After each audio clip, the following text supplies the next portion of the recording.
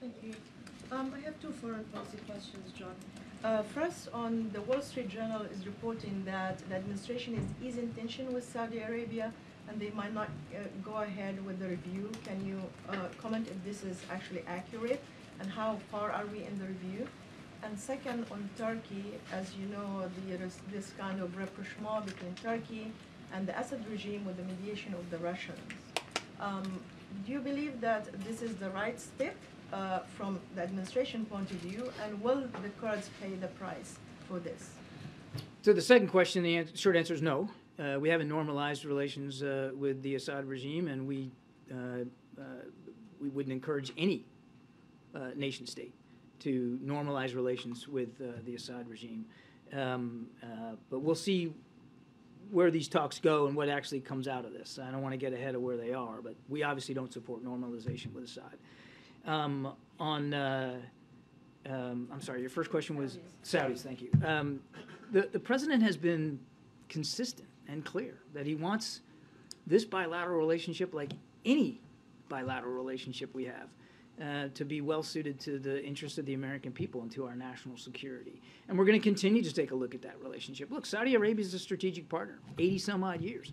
And it's important that that strategic partnership continue, but it's also important that it continues in a way that is completely consistent with our values and our interests. And the president wants to continue to take a look at it to make sure that that's the case.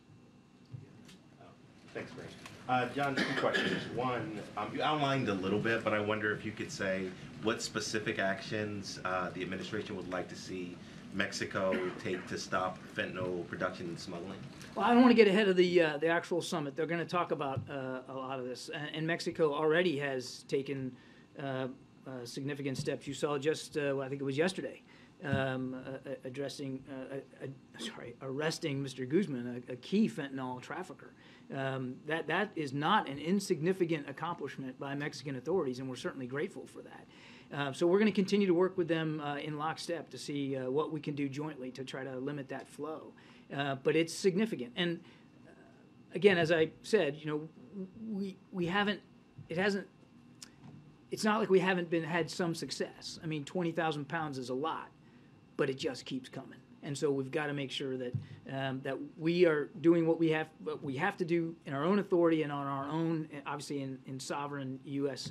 territory, but that we're continuing to work with Mexico and partner with them. Just one follow-up. Was the U.S. involved in any way in Guzman's arrest? And is there a push for him to be extradited? This was a Mexican operation, and so I'll certainly let the Mexican authorities speak to that, and I'll refer you to DOJ on extradition issues.